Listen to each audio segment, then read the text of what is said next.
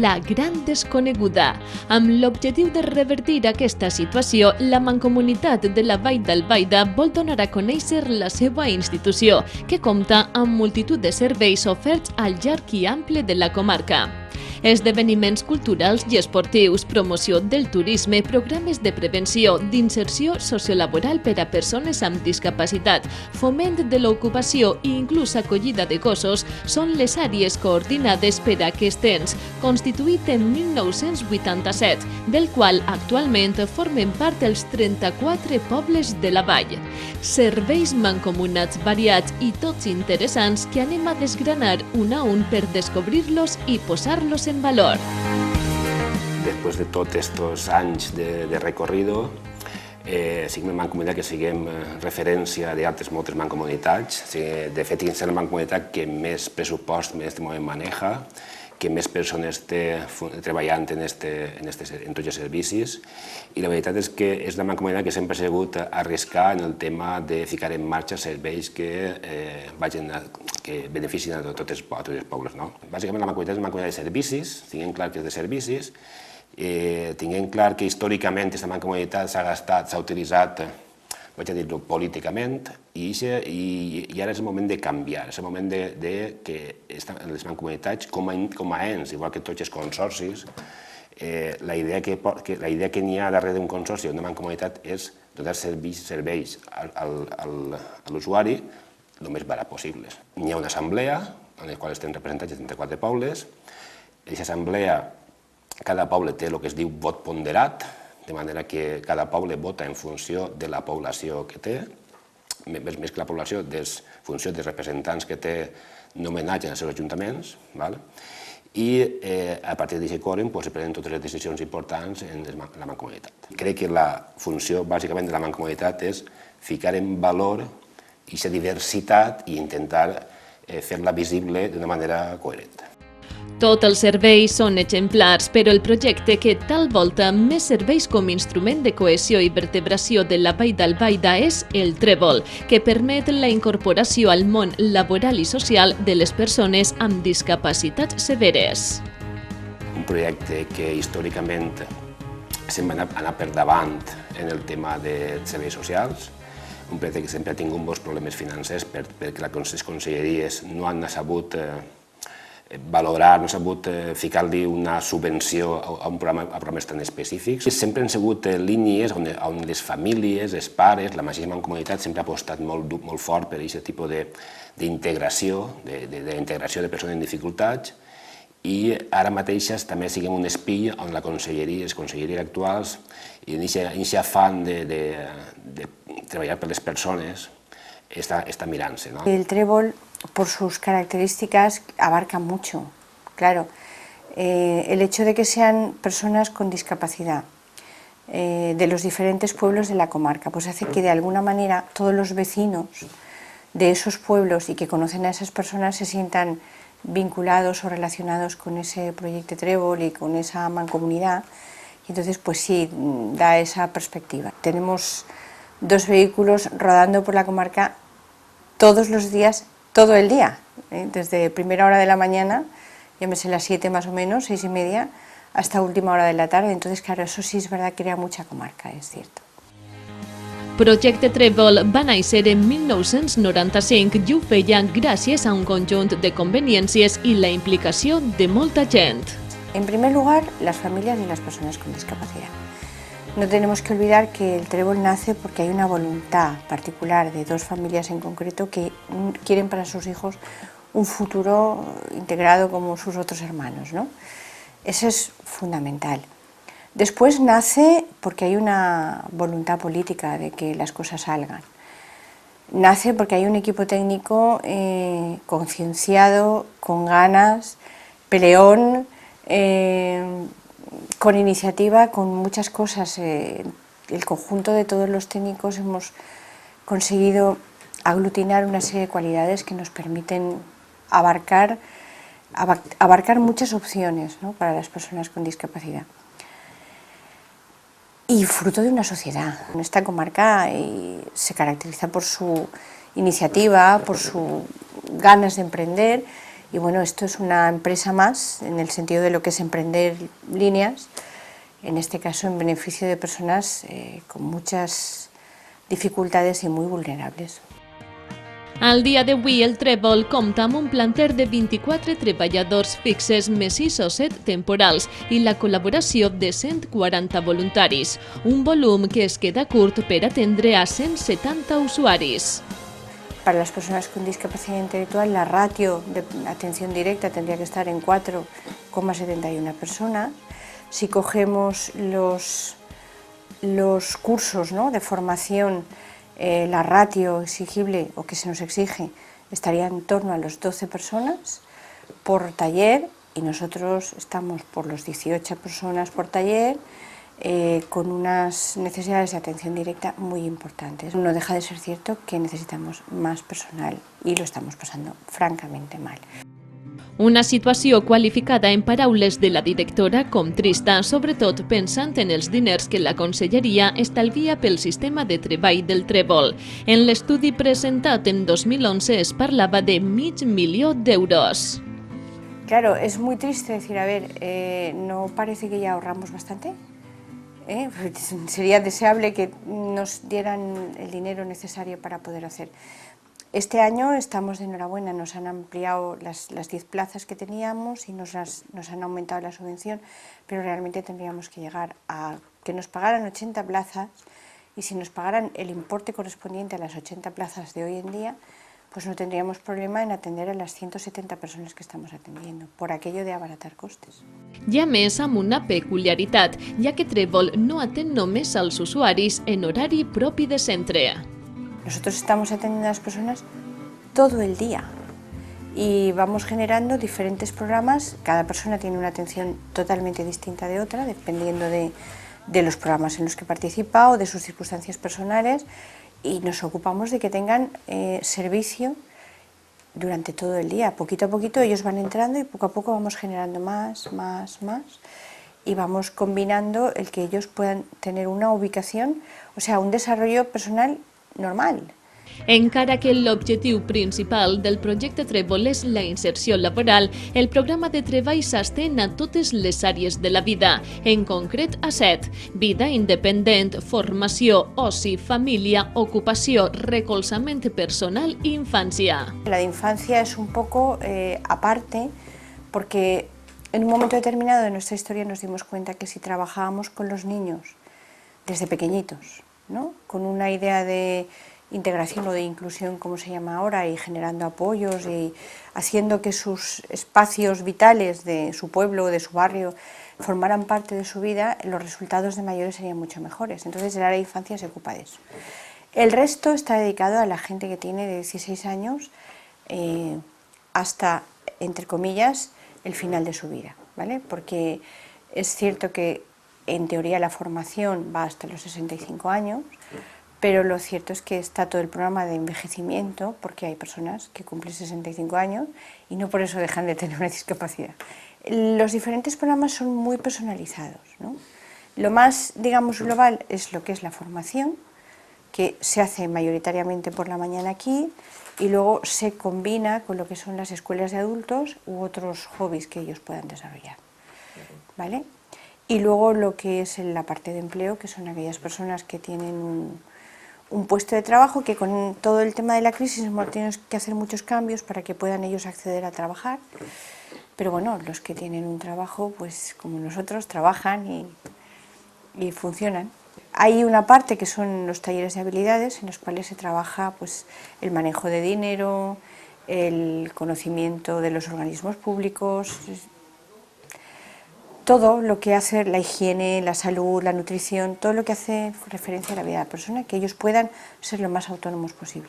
Lo que queremos es que todo el mundo pueda vivir como vivimos todos y compartir los espacios que compartimos todos, cada uno con sus ayudas, y de cara a las familias, pues que puedan pensar que sus hijos tienen un futuro como todos los demás, que es lo que todos los padres aspiran, que sus hijos tengan un futuro.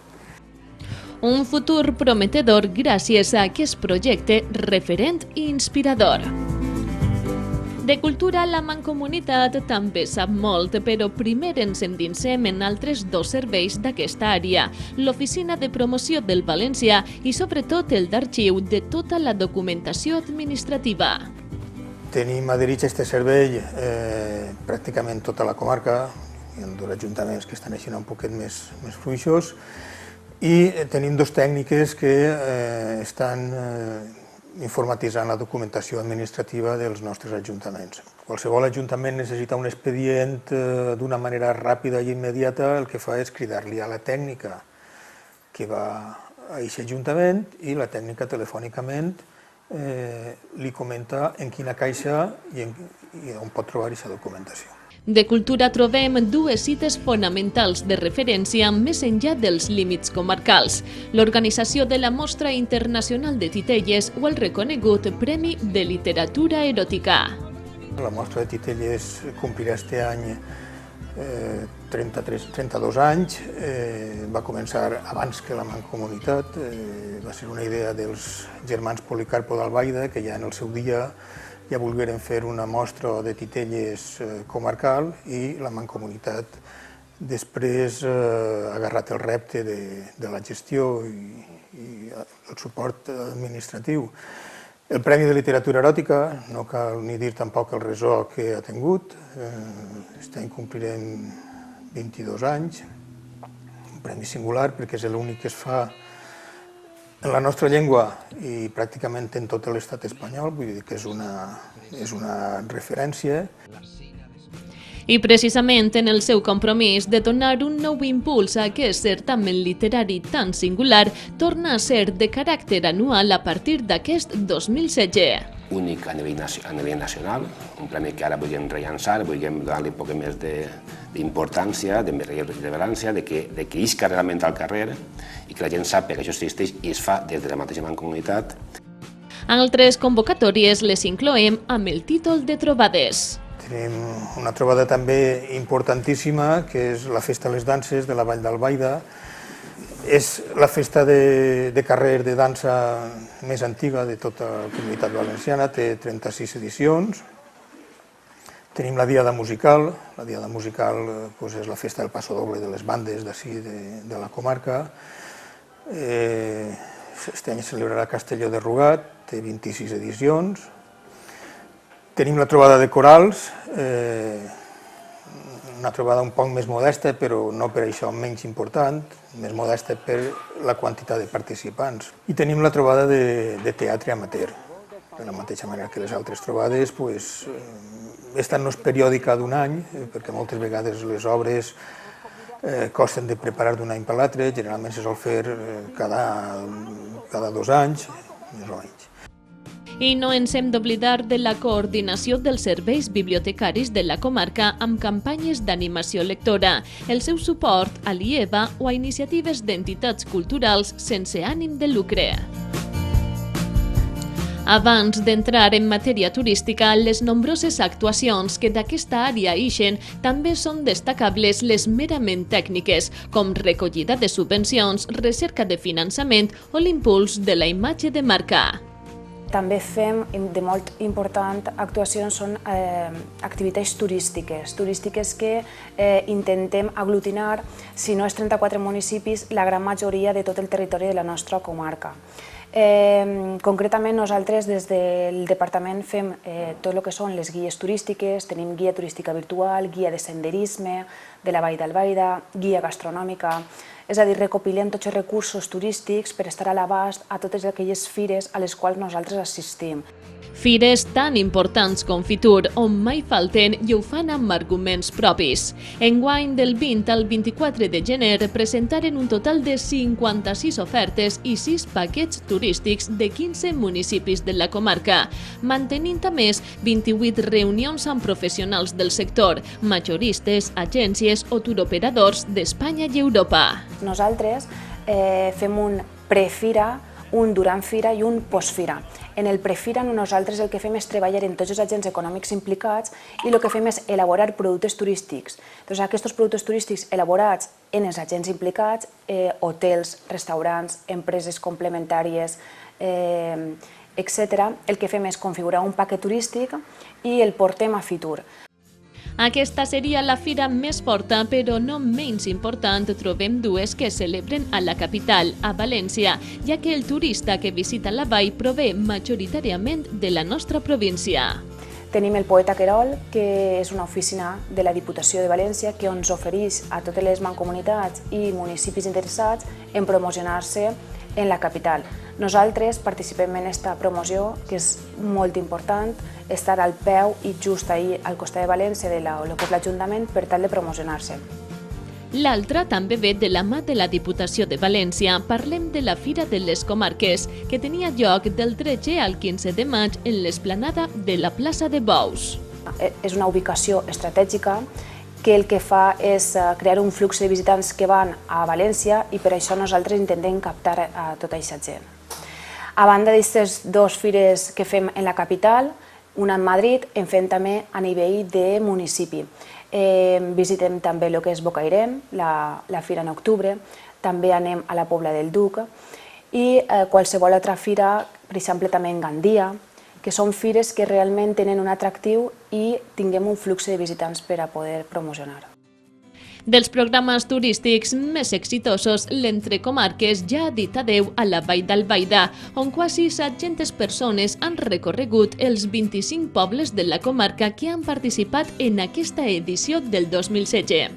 Per destinacions, les més concorregudes han estat Fontanars i Bocairent, amb quasi 90 inscrits cadascuna, Llutxent amb vora 60 i Benicànim i Quatretonda amb mig centenar. Durant 5 mesos el que fem és donar a conèixer a través de les visites guiades i potenciar la gastronomia perquè finalitzem en una degustació gastronòmica. És ben cert que aquest any, com a novetat, sí que hem inclòs altres comarques per a nutrir-se i potenciar-se, com és el cas de la Vall d'Albaida, la Ribera Alta i Baixa i la Safor. Tot això ens apropa, ens dona una identitat com a comarca i ens ofereix altres atractius turístics. Dintre també de les actuacions que fem el calendari gastronòmic, que recull tots els municipis en els seus esdeveniments gastronòmics, fem el Festivall, que són festes d'interès de la vall, que recull totes les festes d'interès que tinga la comarca, recopilades durant tot l'any. També tinguem el Moute per la Vall, que és un programa novedós, en el que pretenem fomentar el turisme esportiu i familiar. Després també tinguem el DIM, el Dia Internacional del Museu, que el que pretenem és potenciar els recursos museístics i això ho fem de cara a aquesta temporada. De cara a la tardor es potencia el senderisme amb rutes verdes i PR homologats de setembre a desembre o les cites cicloturistes. Per saber-ho tot sobre el turisme de la Vall d'Albaida, internet s'ha convertit en una ferramenta fonamental, com ho és la seva web valldalbaida.com. on vosaltres podeu entrar a la nostra pàgina i veureu una imatge xocoteta que posa novetats. Dintre de novetats estan estructurades tots els programes, actuacions que nosaltres fem i totes les iniciatives turístiques novedoses estan allí. Amb la qual cosa tu entraries, punxaries i automàticament es linka al producte o al programa. Després també utilitzem les xarxes socials, com tinguem el Facebook i el Twitter, que és Turisme Vall d'Albaida. Després tinguem el blog també, tinguem ISU, en fi, tinguem diverses xarxes socials que ens permeten fer una difusió al llarg i ample de totes les activitats. Activitats de les que podem gaudir omplint un formulari d'inscripció que permet conèixer la quantitat dels interessats, la seva procedència i garantir l'assegurança. Aquest és un departament, com hem vist, molt potent i amb més projectes a la vista. Tinguem pendent realment un projecte o una idea de fer una marca única de la Vall d'Albaida, que fer-la més visible, i invertir en el tema d'un turisme més racional, perquè així cada poble fa la seva guerra particular i és interessant veure si n'hi ha coses en comú, perquè hi ha molts projectes europeus que poden entrar en aquestes línies i podem accedir a ells, però tinguem que ser conscients que hi ha que unir-se tots els pobles i buscar què tinguem en comú més que què tinguem de competència en l'altre poble del costat. El tema del turisme és un tema importantíssim, turisme d'interior, estem proper de Gandia, estem proper d'un punt neuràlgic, no podem competir en el tema de la playa, per supost, però sí que poden competir el tema de paisatge, el tema de gastronomia i el tema de saber tratar a la gent. Promoció Econòmica és altre departament dins de la Mancomunitat, constituït en 1996 amb la intenció de desenvolupar projectes per a la creació d'ocupació. Al llarg d'aquests anys prenia força amb el naixement al 2000 de l'empresa pública Soprova, que es posa a funcionar amb l'execució de tallers d'ocupació per a joves o aturats de llarga duració, entre altres. On utilitzem els serveis dels tallers d'ocupació? Els utilitzem en un espai públic que té la Mancomunitat, 8x8 té 68.000 metres quadrats, que és el Parc d'Educació Vial i Ambiental Vall d'Albaida, ubicat en terme municipal d'Albaida, que està entre Aielo i l'Aljor. Aquest parc, quan es posa en funcionament en el 2004, el que fa és que està en deficiències totalment d'equipament, d'instal·lacions i sobretot a nivell mediambiental no té pràcticament res. Llavors el Soprova, de l'entitat pública, el que fa és utilitzar les subvencions públiques de la Conselleria d'Ocupació, d'encorps, de salaris joves i de tallers d'ocupació, és a dir, dona molt de llocs de treball. Fa pocs dies concloïa l'últim taller desenvolupat, l'Ombria del Benicadell, amb 30 persones formant-se en diferents especialitats. 7 dels alumnes trobaren feina durant el curs, el que dona compte del prestigi i bon fer de la Mancomunitat en aquesta matèria. Concretament el d'enguany és un taller d'ocupació molt agradable i molt enriquidor perquè s'han destinat a la gent que treballa al Parc d'Educació Vial com a monitors de sendes de naturalesa i després forestació o reforestació o neteja de boscos de l'Ombria del Benicadell. Efectivament, aquest taller s'ha desenvolupat parcialment al Parc d'Educació Vial i Mediambiental de la Vall d'Albaida, que molt prompte del 27 de juny al 29 de juliol acollirà una nova edició de l'Escola d'Estiu, gestionada, com no, per Soprova, i que enguany té els mites i llegendes clàssics i les rondalles valencianes com a fil conductor. Aquesta àrea de promoció econòmica també gestiona la Fira Gastronòmica, que enguany inclou una gran novetat. Es fa itinerant per mostrar-la més enllà de la capital de comarca. Has començat per els municipis de la comarca. Estos municipis de la comarca tenen que implicar-se, tenen que apoyar un poc en temes d'infraestructura, però bueno, em sembla que és una aposta, però una aposta que pensa que val la pena i val la pena que coneguem no sols capital i 4 municipis grans, sinó inclús els menuts. Si no passa res i la cosa va bé, la ubicació de la fira enguany serà en Bèlgida, anem a arriesgar a que l'eixida d'on tenien puguem implicar els municipis al voltant de Bèlgida, per exemple, és a dir, tota la zona de baix de la comarca que fins ara s'implicava menys o veia que la mancomunitat no arribava fins ahí. La fira no vull desvirtuar-la, és a dir, vull que sigui gastronòmica i de productes agroalimentaris.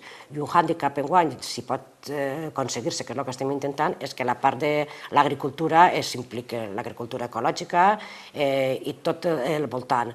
Tinguem un punt important i és que en Bèlgida està la cooperativa Cofrudeca i la cooperativa Cofrudeca és un punt fort per a poder desenvolupar la part agrícola de lo que és la fira. Estem intentant aconseguir les subvencions que hem sol·licitat la primera a la Diputació de València, que pareix que van caminant també en reforçar un poc el tema d'estos events.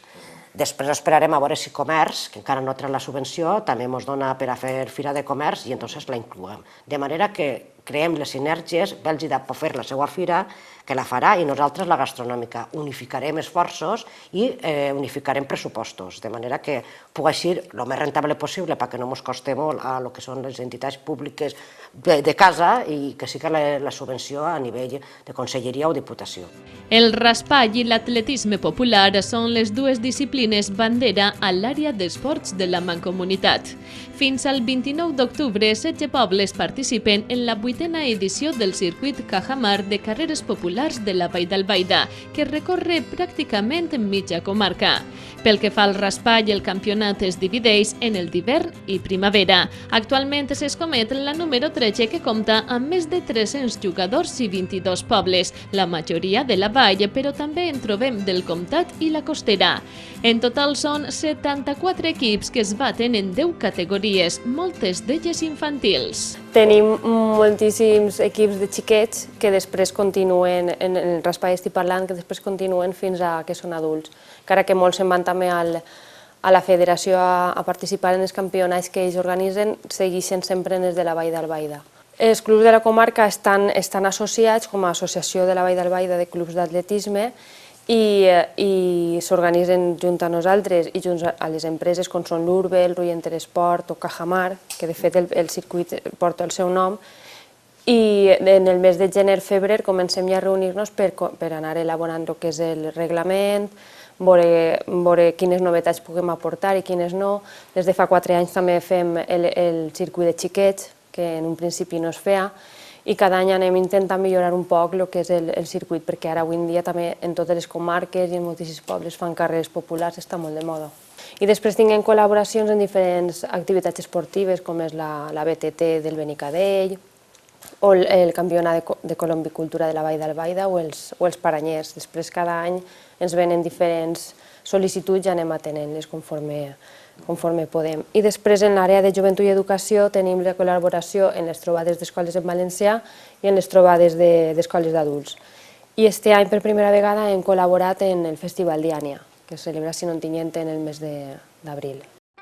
Altre servei ocult, però imprescindible, sobretot pensant en els resultats a llarg termini, és la coordinació d'accions preventives. La Unitat de Prevenció Comunitària en Conductes Addictives es va posar en marxa en octubre de 1998 i actualment la formen 2 psicòlegs.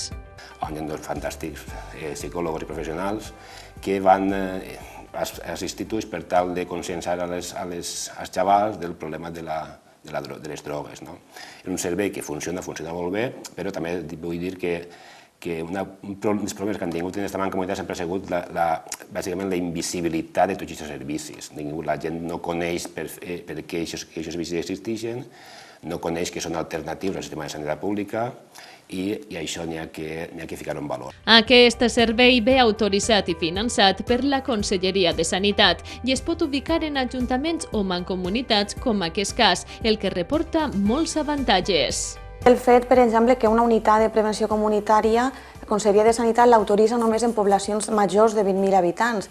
Per tant, en el cas de la nostra comarca, només Ontinyent podria comptar en una unitat de prevenció comunitària de les conductes addictives. El fet d'estar mancomunats ofereix la possibilitat de tindre una unitat de prevenció a tots els altres municipis de la comarca que d'altra manera no seria possible comptar en una unitat com aquesta. Reduir el consum de drogues tant en quantitat de droga disponible com en nombre de persones consumidores i retardar les edats d'inici de consum entre la població més jove és l'objectiu bàsic d'aquesta unitat, motiu pel qual es treballa en tots els àmbits, però sobretot en l'escolar. La manera que tenim nosaltres més eficient o més assequible d'arribar als adolescents, que és sobretot la població diana d'una unitat de prevenció, és arribant als centres educatius. Sobretot treballem en els centres educatius tant de secundària com de primària. Per aquesta part ens fem càrrec de l'àmbit escolar i ahir ho fem o bé en intervencions directes que fem nosaltres mateixa a les aules dels instituts o de les escoles o bé aportant materials i formació al professorat perquè ells mateixa puguen realitzar aquestes activitats preventives. Després treballem en diferents àmbits també, per exemple en l'àmbit familiar, quan es detecta un consum problemàtic, bé siga a través dels centres educatius, bé siga serveis socials o bé siga directament perquè la família acudeix així, per aquests casos puntuals, concrets, en els que hi ha consum problemàtic també es treballa. Dins l'àmbit comunitari estem assessorant, organitzant, coordinant, promocionant campanyes de prevenció que puguen ser iniciativa d'entre entitats, ajuntaments en concret, o grups esportius, o qualsevol altre tipus de grup o associació que tingui interès en muntar alguna campanya preventiva, estaríem ahí per a l'assessorament i per a la coordinació d'aquesta campanya. Promocionar una cultura saludable i una millora del benestar social en la família, en l'escola i en la comunitat en general són, per tant, també tasques de la UPCA. Altre servei que de segur el sorprendrà és el de Canera, que conjuga els criteris de respecte als animals amb els de salubritat pública. La Canera Vall d'Albaida va recollir l'any passat 547 gossos, dels quals 401 van ser adoptats i 60 recuperats pels seus propietaris. Aquest és, per tant, un servei que funciona.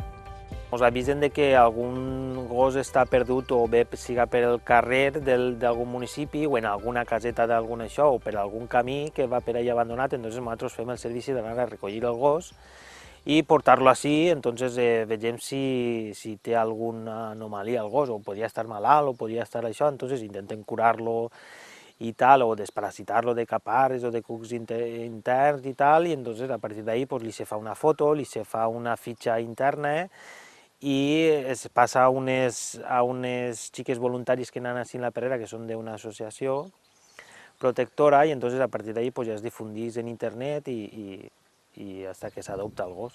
La Canera dona servei a la Mancomunitat i també part de la del Xarpolar al Comtat. Hi ha diversos pobles d'ahir de la part de Planes, Benimarfull i tal, i últimament al Miserà també s'ha adherit, entonces donem servici perfectament a aquests pobles també.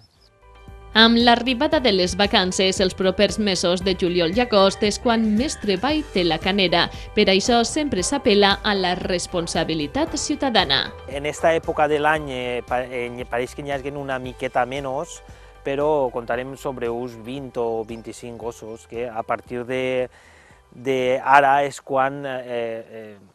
quan més abandonaments n'hi ha d'animals. Avisos d'animals perduts han tingut dels més diversos, de tota classe d'animals, però que han pogut entrar així en la perrera sobretot són gossos i gats, evidentment són gossos i gats. I algun cerdó vietnamita que, com s'ha fet també animal de companyia, també hi ha hagut casos que han entrat així. Cal recordar que els animals ixen de la Canera vacunats contra la ràbia, desparasitats amb xip i passaport.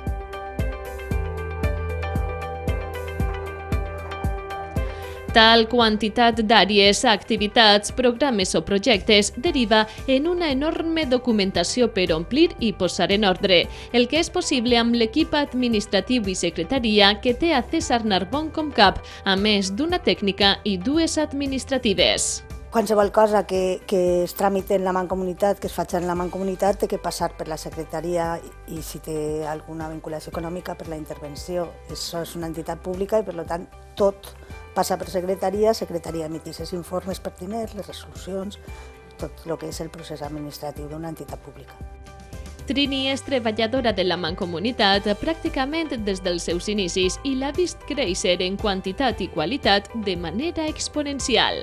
Nosaltres en un principi estàvem en un edifici cedit per l'Ajuntament d'Ontinyent, compartíem secretari en l'Ajuntament d'Ontinyent, teníem el que era una oficina i allà estàvem tots. D'ahir hem passat a tindre un edifici complet, que és l'edifici Esteblau de la Mancomunitat, tenim un edifici en la Pobla del Duc, tenim un museu en Benissó, ha crescut increïble. En principi no érem ni 34 pobles els que integràvem la Mancomunitat, en l'actualitat som els 34 i inclús ofertem serveis a poblacions externes a la Mancomunitat. Una mancomunitat de municipis del que encara ens queda un pla per comentar, el de minimització de residus, que permet la gestió autònoma del FEM. Un projecte que porta 17 anys desenvolupant-se, del que es recalca la seva validesa, malgrat que compta amb algun que altre conflicte que es pensa corregir. En aquests moments és el model en el qual es basa l'actual conselleria per tal de desenvolupar el pla zonal i el pla de residus. Això vol dir que alguna cosa hem fet bé. En aquest moment, els temes més candents que estem tractant és el tema de residus. Com sabeu, tinguem un conflicte o un conflicte d'interès en realitat en el tema del consorci, perquè la replegar és competència de la Mancomunitat, realment competència dels pobles, però se passa a la Mancomunitat, però el tractament és competència del consorci. En aquest moment la conselleria està optant per ficar una planta en la Vall d'Albaida de transformació d'aquesta basura, una planta també en Ròtova, i s'està parlant d'un abocador en el municipi de Zarra, que això solucionaria un poc els problemes de la basura de la comarca de la Costera, de la Vall del Safor i de la Vall d'Albaida. I entonces, en aquest punt estem. La postura de la Mancomunitat és que el pla de minimització que tinguem nosaltres és un model de referència, és un model que ens interessa a nivell comarcal per tema de costos i per tema de proximitat del tractament de la basura, i que tenen que seguir treballant en fer aquest model, que la conselleria aquest model l'agarra com a referència per tal de desenvolupar el seu model, el seu pla zonal. I així hem descobert una institució que presta nombrosos serveis mancomunats a la comarca dels que tots els pobles es poden beneficiar. Una mancomunitat modèlica que serveix a més com instrument de cohesió i vertebració de tota la Vall d'Albaida.